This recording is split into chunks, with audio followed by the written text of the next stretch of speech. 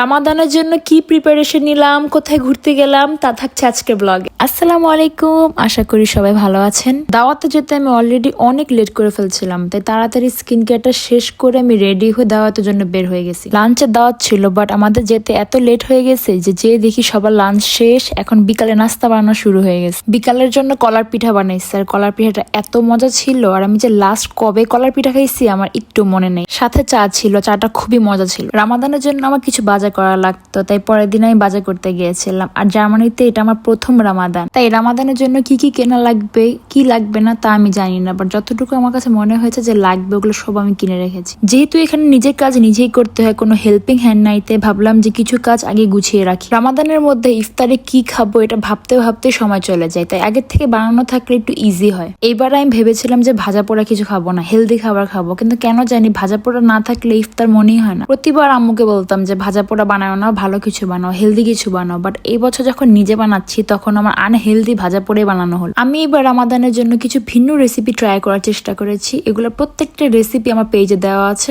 আপনারা চাইলে দেখে নিতে পারেন আমার পেজ থেকে। ইফতারে অনেকের বাসায় কিছু খাবার কমন থাকে যা ছাড়া তাদের ইফতার চলেই না, যেমন আমাদের বাসায় ডিম চপ, আলু চপ, বেগুন এগুলো থাকবেই, বাট প্রতিদিন একই খাবার ভালো লাগে না, কিছু ডিফারেন্ট খাবার ভালো লাগে।